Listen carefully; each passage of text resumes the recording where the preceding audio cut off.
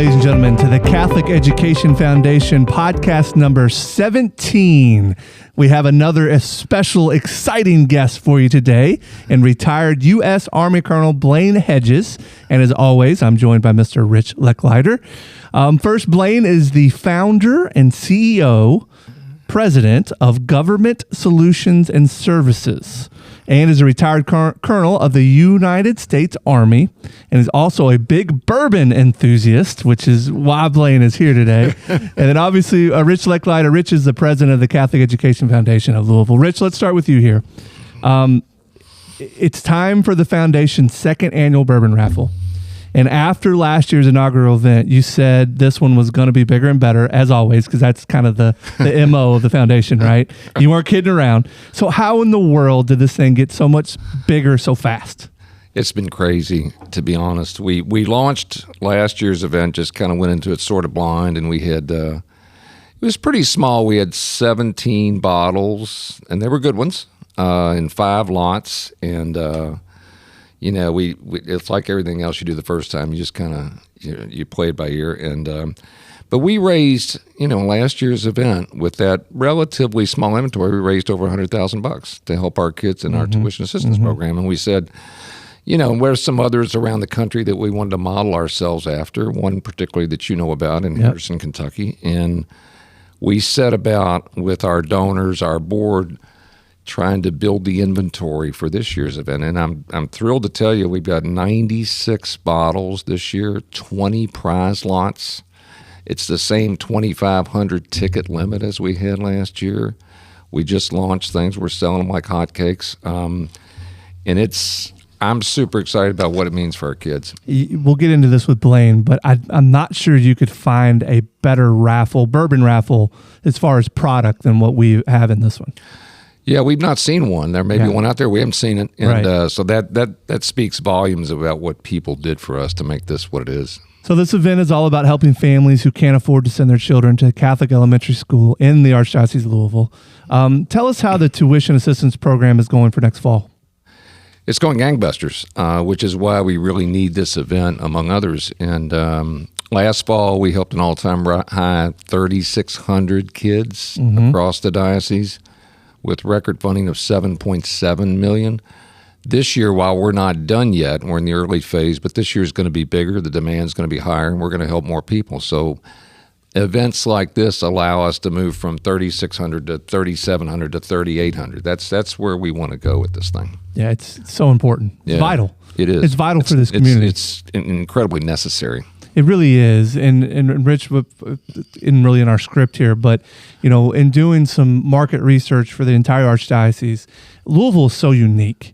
We have parishes virtually on top of each other, where around the country, normally these schools have 30 or so miles in between each other, so the competition is a little bit less, and there's less people vying to go to those schools. I don't think people understand how important the foundation becomes at that point. Yeah, look, I think I'm a Catholic school kid from right here in Louisville, and I truly believe it's the greatest thing that ever happened to me in my life. Being able to go to St. Stephen Martyr School, St. X High School, Xavier University, changed my whole life. And for me, I want somebody else to have that same ride that can't afford it. Sure. So if we want to make Louisville a better city, put more kids in Catholic schools. I really believe it. Amen. I'm with you. And I'm a believer, and I'm in the same boat you are there. Blaine, thank you so much for being here. First and foremost, thank you for the 3 decades of active military service to our nation. Amen. And let's get to know a little bit about you, Blaine. So let's start with your family and kind of how you got started in life. Yeah, so I grew up right here in Louisville, Kentucky. And okay. First of all, thank you for having me on today. Truly an honor to be here. Grew up in Louisville, Kentucky, and I came really from a broken home, and so my mom moved around. She was married and divorced several times, and ended up going to Wagner High School, and then ultimately to wrestling college, and back to Louisville to graduate, and then it was off to the Army. Okay, off to the Army. So tell us a little bit about the kind of your military and kind of the training you had in that field. Oh, well, I specialized in chemical, biological, radiological, nuclear, and highly explosives. And so it was fun. It was fun. Okay. Hey, but I had the opportunity to do all kinds of wonderful things. I've served at every leadership position you can serve at up through brigade command. All right. From platoon leader on up. So platoon leader, you got about 30 people. My brigade command, I had 38,000 people under me. Wow. And then I've served on every staff that you can pretty much serve on. Starting with the Office of the Secretary of Defense, the Chairman of Joint Chief of Staff, the Army staff, all the way down to battalion staff. The only big staff I didn't serve on was a divisional staff. I was on a corps and brigade, so kind of skipped that one. So what are some of the highlights during your military career? You know what? The biggest one, deployed with 67 folks. I was the S3 and XO, which really equates to I was the COO for the organization and then the chief of staff for the organization. We took 67 folks downrange and brought every single one of them home. So that's really my biggest accomplishment that I believe, but I've done some pretty unique things. I was picked up for the chairman of the Joint Chief of Staff intern program. So I did a year on OSD, and then I did a year on the Army staff. I got to take General Shinseki, just a wonderful man all over the world. So some pretty interesting things. So what does the Government Solutions and Services do? Well, my wife and I started it because we want to give back to folks currently serving, veterans, retirees, and their families. And so the gist of what we do is we take businesses out there that want to grow, and we try to get them in the state and federal space, and also with grants and foundational funding, and we help them from a scaling perspective with transitioning service members. That's so fantastic. we can get them service members to come and round out their teams and help them grow. How about accommodations? Accommodations? Oh man! So it's yeah. I know you have several. Yeah, they just give those things away. Army Achievement Medal all the way up through really a Legion of Merit. But the true award by serving was being able to lead America's sons and daughters. Yeah, understood. And that's really the Army put me in a situation. They gave me opportunities to lead at all these levels, and every time I led, I was in charge of a bunch of great folks, and that's where the real award was. My dad has a Purple Heart, which I now have in a case with all his other medals, and it's pretty invaluable to me. It's kind of a cool thing. No, that's first of all, my hat's off to your dad. And he's got 3 of them, actually. Yeah, so wow. Congratulations to him and for all his sacrifices. And look, man, I know what a military brat goes through, and so I know that you've served as well. Yeah, absolutely. Your dad served, you served. Yeah, there's part of that. So, okay, Blaine, so you and your wife, Allison, know a little bit about something when it comes to Catholic education. So you have 2 girls that went to Mercy, and your son went to Trinity, is that correct? That is correct. So why did you guys decide on the Catholic school pathway? Well, look, my wife, her whole side of the family went to Catholic school. Okay. And so she actually went to St. Gabriel and then went to Ascension. Yeah. There you go. And graduated from Sacred Heart. Yep. And then my 2 younger ones, Austin and Lexi, when we got here from the Army, they were in, I think, 5th and 7th grade. They both went to St. Gabriel. And my oldest daughter was a sophomore at the time, so she selected Mercy. But it comes down to I went to Wagner, and I didn't get the best education, but I'll take the onus on that because it was really on me. But we wanted to raise our kids Catholic from the beginning, and I'm just telling you right now, from my perspective, you get a fantastic education. And it's faith-based. Yep. It just doesn't get any better than that. And it goes back to what you were saying, Rich. I think it's the foundation that is set my kids up for success for the rest of their lives. Yep. There's no doubt, right, Yep. Rich? I mean, that's part of it. And how many times do we hear that exact quote? No, we heard a bunch, and your kids, like my kids, will someday reflect on the experience and say, like I did later on, and say, wow, what an impact that had. Yeah. What an impact. Look at all these teachers. Look at all these counselors, coaches, mentors along the way that strengthened my faith and strengthened my mind. It doesn't get any better than that. No, it absolutely doesn't. All right, Blaine, let's talk about why we're here today. So, first of all, how did you become such a bourbon enthusiast? So I was on active duty for almost 24 years. And so when you're away from the state of Kentucky and you meet somebody and they say, where are you from? It's Kentucky. What do you think they think about?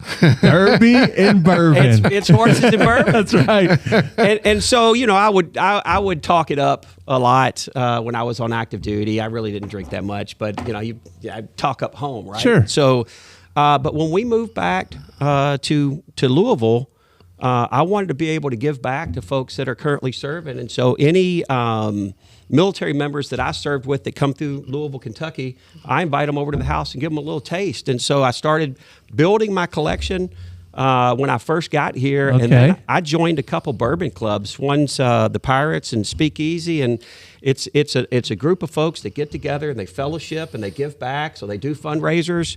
Yeah. But they'll bring bourbon and everybody shares. Yeah. And so it's just, I just fell in love with the groups. And of course, when you get a hold of some really good bourbon, like what we've got over here in this raffle, yeah. Man, it's a whole different experience. It really is. All right, well, let's talk about that, Rich. Let's highlight a few of the 20 prize lots that we'll feature in this year's raffle. Yeah, like I said, we've got 96 bottles, 20 prize lots. You can go on our website, ceflou.org. Buy a ticket. You can also view the inventory, and we start off with 5 bottles of Pappy, right? Mm-hmm. I mean, that's the lot, right? That's the lot. That's the entire lot. That's lot number 1. So that's a hugely popular lot, right? Okay. Yep. Then you go to the full collection of Weller, full collection of Blanton's. Okay, you're not going to, it's really hard to get all 6 bottles of Weller. You can get maybe 4 of them. The other 2 are really tough to get. Blaine, which are the 2 that are hard to get in that Weller lot? Well, he's talking about the CYPB and the single barrel. So the white label one. The white label. And the orange label one. Yep. Okay. But I'll tell you, if, the green label is your special reserve and then the OWA is your red label. Those, you can find those every now and then, but it's really, really hard to get the black label, which is your Weller 12, and the one of my personal favorites, the Weller 12, and the blue label, which is your foolproof. Yep. Okay. And let's back up a second here for the Pappy, because that's kind of the marquee of the event, right? So the Pappy's super hard. I don't even know how you get a hold of this stuff. So the Pappy's really hard to find, at least as far when it comes in the full lot, correct? Yeah, no, these days, because there's just so much demand out there and there's not enough inventory, and these days, they're almost all raffled off. I mean, that's where they all go. They all go to raffles because they're so hard to get. Right. It's allocated bourbon. Well, the majority of the bottles on this list are allocated. So there's only so many of them. Yep. So each liquor store, whatever, they only get so many, and they're gone immediately. And so if you can get lucky enough to walk in the store, which doesn't happen often, you better be there in the first 30 seconds that they put them on the shelf, because they're gone. So talk to me about the BTAC. So BTAC is a term for, I guess, the lot of the Buffalo Trace bourbons. Is that correct? It is, and I tell you what, it's a fantastic one, and they've got it right here in lot number 2. Lot number 2. And if you look at it, there's actually a William LaRue Weller. So that is that's another bottle of Weller that is almost impossible to get. But it comes with an Eagle Rare 17-year. It comes with George T. Stagg. It comes with a Sazerac 18-year. And then you've got, of course, the William LaRue Weller. And then you got your Thomas Handy, the little rye. Blaine, can you put any, I know there's not official dollar amounts, but what are these things kind of estimated at? Do you know, as far as when it comes to kind of dollar amounts, as far as like a Pappy lot, for example, what is market value there? Well, look, you can't. I mean, it's very difficult to find them in a store. But if you went to a liquor store that sold them in secondary prices, you're looking at the Pappy's 23-year is probably sitting about $4,000 by itself. Right by itself. That's just the one bottle. Yeah, just the one bottle. And then you've got the Pappy's 20-year that's sitting about $3,400. Okay. And then you got the Pappy's 15 that's sitting about $2,700. Okay. And then you've got your Lot B, which is sitting about $1,000 to $1,100. And then you got the 10-year Pappy's. That is sitting at about $800-900 right now. So when you see those $20,000 or whatever, when you see the people put those numbers on the raffle, there's pretty. I mean, first of all, you can't buy these things individually, but if you could, you're going to spend quite a bit. Absolutely. I mean, they're almost. I'm telling you, they're almost impossible to get. I mean, they're all they've got so many lots. They're just full of unicorns. It's amazing. So Blaine, well, actually, I tell you what, Rich, why don't you keep kind of going down the list there? I stopped you after the third one, I think.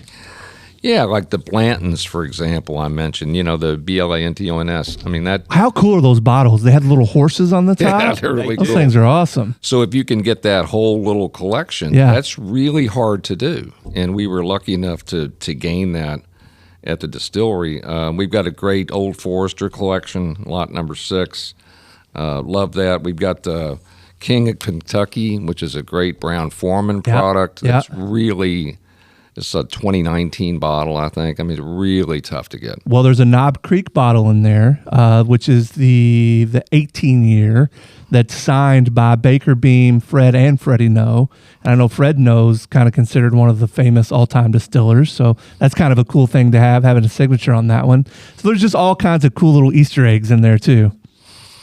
Yeah, I think so. I mean, we got some great Brown Forman product. The Birthday Bourbon is a favorite. The Old Forester. And when you go on the website, you're going to see a pictorial display of each lot, but you're also going to see a text description of what exactly is in that lot. And you got to spend some time reading through that and saying, wow, that's a pretty good lot right there. Yeah. All right, so Blaine, pick a few of these prize lots and tell us why they're so valuable. Well, look, we got to start with lot number 1, the Pappies. I mean, it's the most sought after flight that you'll find out there. And is it that good? Have you guys had Pappy? Is it because of the taste, or is it because it's so rare? Yes and yes. Is it that good? It's great. I love it. So it is. Everybody's palate's a little bit different, right? And so my 2 favorites are the Lot B, which is their 12-year, and the 15-year. So those 2. I mean, They're expensive to drink, but I really like them. So when you're having these military people come to your house, are you guys drinking Pappy, or what are you guys drinking? Yes, we are. Are you? Everything in my house is open. All right, they come that's over awesome. and they can have whatever they want. It's gonna be an expensive night. That's awesome. That's awesome. I like it. Okay, I love it. All right, what else? Well, you got to go to me. Lot number 2. The B-Tac. Mm-hmm. I mean, those are just.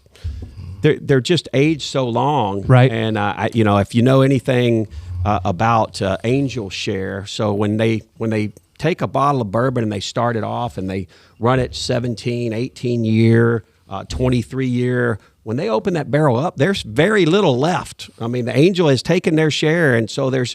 So the Angel Share is the bourbon that's evaporated. That's exactly what it is. And so when you open those barrels, there's not much in there, and it's not something you can produce tomorrow. I mean, you got to wait 23 years. I mean, it's 17, 18. And there's only so much of that. On the 23, you're like less than half of the barrel's full, right? Oh, yes, sir. I think it's more like a quarter on the 23. So think about that. They've opened barrels before there's nothing left. I've also, and I heard, I think I heard Freddie Noe say this at one point. Sometimes your 23-year-old bourbon isn't necessarily the best, too. You've got to find what your palate likes as far as when you're actually drinking it, what tastes the best. And he said it's like picking that apple the right time. You don't want to pick it before it's too ripe or it's too gone. You want to pick it that right time. And a lot of these bourbons have figured out how long it takes. And that 23 years, one of them. But to your point, you said your favorite's what, the 15-year? Of the Pappy's lot. So my favorite would actually move into lot 3. I'm a Weller guy. Okay. All right. I love Weller. And the Weller 12, the black label and that blue label I was talking about. Yeah, that's your favorite? Foolproof. Those are delicious. Okay. Yeah, that's fantastic. Yeah. And so but you said the white one. So what's the white one retail for? The Weller White. So it's running, and I may have been a little short on the 23 because the prices have dropped. It may be upward because at one point in time the 23 was up to about 5,500 on the secondary. It may be down to 45. I may have cut that one a little short, but on the that white label is running about $600. Okay, but the thing is, it's about 800. It's just hard to find. Well, it's almost impossible to find, and I swear I read this somewhere. I'm a bourbon enthusiast. I'm not a bourbon expert, but I believe that CYPB, I think in 2020, was the bourbon of the world. Okay, well, not the U.S., the world. All right, what does that even mean? It means that, somebody sent out some sort of survey. And I that's guess the best. That's the one that came World's back as best. the best. So Okay. Champion. Yep. All right. So how about some sleepers, Blaine? What are some, maybe even kind of down the list in our lots that are pretty exciting lots? Yeah, Rich named one of them that I like a lot, but your lot number 4 with your King of Kentucky, that is a really, really good bourbon, but there's a sleeper in there. It's a Woodford double oaked. It only comes in a pint bottle, and I believe that one is signed, but it is good. I mean, if you're a Woodford person and you like the double oaked, you should try the double because that is fantastic.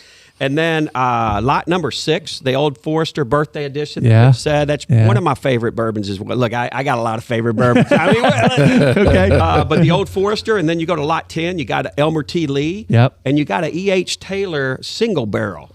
Yeah. So most people are familiar with the small batch, but this Right. this is the next step up. And then my favorite overall sleeper is lot number 13. You got 2 10-year Michter's sandwiching a Michter's toasted barrel strength. Oh, those are all fantastic. And if you don't, you got to go out and try these. And clearly you got to be smart and be safe. All right. You don't ever want to drink and drive. But, the ryes out there are some really, really good rye bourbons, and they're real sweet. They taste like candy to me. So you got a 10-year rye. Oh, man, that Michter's is lot 13. That's me right there. So I'm assuming the majority of these are pretty rare, right?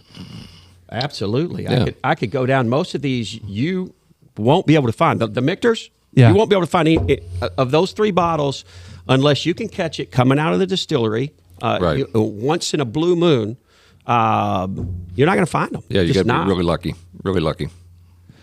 So Blaine, as a bourbon enthusiast, how do you find bottles? Like, what's the secret? Well, look, there is an art to it. I mean, it's a lot of times it's you got to know a distributor. And Okay. so you got to have the inside baseball. You gotta have connections. On when you got to have connections, but you got to know when the bourbons are getting released. Right. What time of year they get released every year? Like the Pappies, it used to get released in November, and the date has been creeping back. So now you mainly get it in mid-December. Okay. And then you go and so you'll have sprinkles of allotments that are all throughout the year, and you just got to do your homework. But again, even when you do your homework, they're almost impossible to find. And so if you can get lucky enough to have a friend that wants to share with you, that's the best way to do it. I mean, it's listen, this is exciting stuff. I love don't. it. To Rich mentioned it earlier, and I've done my research as well. We haven't seen another raffle that has this many quality bourbons. I've never seen one. This is the best lot or the best raffle that I have ever seen in my life. So that $100 is well worth your chance. Oh yeah, and I haven't bought my tickets yet, so that number's going up, and I'm sharing this with all my bourbon clubs, and so I'm sure a couple of those guys are going to throw in as well. That's awesome. That's so exciting. Yeah, remember, for every ticket you buy, you get 20 chances to win. Right, okay? 20. We're gonna have 20 drawings. Yeah. Here, okay, starting with lot number 1. If your ticket wins, it's not going to go back in again. So you only one ticket, one winner. But you buy 5 or 10 tickets. Guess what? Your odds are getting a lot and better. it's a limited availability. It's not like we're just selling a gazillion of these. We're only selling 2,500. Only 2,500. And some of the other places that have a similar kind of inventory have sold a lot more tickets than this. So this is a very small inventory of tickets, given the size of the prize. It's exciting. Rich, when we sell this out, how many Catholic school students will benefit from it when they return to school next fall? Oh, I think, we just had our Salute the Catholic School Alumni dinner in March, which was enormously successful thanks to our donors, and we netted $1.5 million there. If we could get another $250,000 from this event, that's going to be 220 more kids that can go to a Catholic school next year. Think about it. I mean, it's game changer. It's life changing. Correct. And we've displayed this numerous times for people, but it really does change lives. And it's changing. And this is why corporations get involved, because they are having better employees because they're investing into the community. It just makes sense. Yeah, we just got a letter in the mail today from a student who's now a junior at Bethlehem High School in Bardstown, and we've been kind of accompanying her along the way, and she's now 17 years old, looking to go to college, and she wrote this really beautiful handwritten note about all the things she's done at Bethlehem, why it's so unique for her, why it's changed her life, and she's all of a sudden, she's got a life plan. She's ready to go the next step, and she's really thankful, took the time to write the note to the foundation, thanking our donors for what they did for her and her life. Yeah. It's awesome. And listen, I was in a principal meeting not too long ago, and we were talking about this, the education difference, and not that we're not taking a slight at any of the public schools or any that type of thing, but it's just there's a difference. There's resources, there's things that happen in the Catholic school. They're just prepared. They're prepared for high school and life, and it's a game changer for a lot of people. Yeah, and I think, look, whenever you have an environment that's centered around faith, discipline, right, and quality, reaching higher, always aiming higher, everybody wins. Yeah, 100%. So, Rich, what's the timeline for the raffle? This thing's going to be open through the end of May, June 1st at 10 a.m. We're going to have a live drawing in our office, and we think it's going to sell out pretty quick, so you better get your tickets. Yeah, come on. Yeah, exactly. Limited availability. So 2,500 tickets is it. And if you don't get in now, you may not get a chance, because I'm telling you, they're flying off the shelf. Yeah, they are. They're going quick. Yeah, they are. Blaine, you're so good for joining us today. Thank you for your time and your talent. Thank you so much for what you've done for our country, our veterans. Thank you for supporting this raffle. I know that this raffle wouldn't be what it is without you, so we really thank everything you've done for us. I'll tell you what, it was an honor. And look, the bourbon's great and everything, but keep your eye on the prize, and that's taking care of those young folks, getting them a good quality Catholic education. Yeah, God bless you, Blaine, and thank you. Well said. Rich, at the Catholic Education Foundation. The answer is yes. Thank you so much for listening. Please join us for our podcast number 18, which we will have another amazing guest for you. And if you have not bought your tickets yet, please do so. We can't stress 2,500 tickets. It's an awesome opportunity. And listen, even if you're not a bourbon fan, you have an opportunity of winning something that's collectible, that's worth a lot of money, and you're going to a great cause here. God bless. Thank you.